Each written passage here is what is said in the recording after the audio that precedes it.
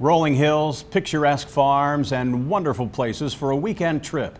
That's one way to look at Ohio's Appalachian counties, but there is another side. Some of the worst poverty in the state. As Local 12 News continues its investigation of childhood poverty, Cincinnati's crisis, reporter Jeff Hirsch takes us to Adams County, where poverty is a fact of life for too many people. Here at the Interfaith House Food Bank in West Union, it's grab a number, take a seat, and give your name. Yolanda Williams. But if that process seems impersonal, actually here, it's quite the opposite. When they come here, people in this particular place do not treat you like in some of the cities or stuff. You're like family. And when times are tough, family helps out. In Adams County, times are always tough. The second highest county poverty rate in Ohio. 1/4 of all Adams County adults are out of work. It's like a constant recession.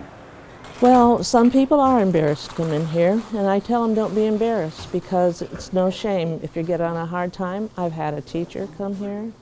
I've had a doctor's wife at one time come here, a young doctor. And I said, don't be ashamed. There's nothing to be ashamed of. Everybody needs a hand up once in a while. And of course, adult poverty trickles down to the kids. At 35.2%, Adams County has the highest childhood poverty rate in our metropolitan area, nearly double the regional average. Other Appalachian counties like Highland and Brown are above that average too.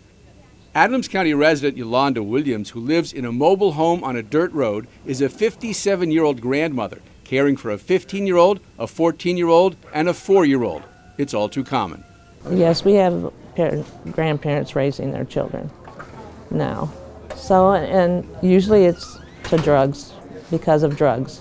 One of the really hard things was I always gone on the field trip with the kids and stuff at school. And when they go, is that your mom? She's kind of old to be your mom. And it's like, then they have to explain all that, and that's tough on them. Poor is poor, but there are obvious differences between urban and rural poverty. In an urban area, you can walk to social services or take the bus, and there is access to some jobs, but not out here. There's no transportation, there's no jobs. Yolanda and her husband are on disability. They do have a car, but decent paying jobs are hard to find. You have to go to either Eastgate or Maysville, and that's a lot of gas too. So even if you'd have to get a really good job, or otherwise you're just paying to go back and forth. But Williams also says many of her neighbors would not want an Eastgate dropped into Adams County because sprawl, even with jobs, means the rural way of life would change. That comes hard out here. People have been here years and years, and their family's been here, and they don't really want a lot of change. And I understand that because it's a very peaceful, quiet place to live.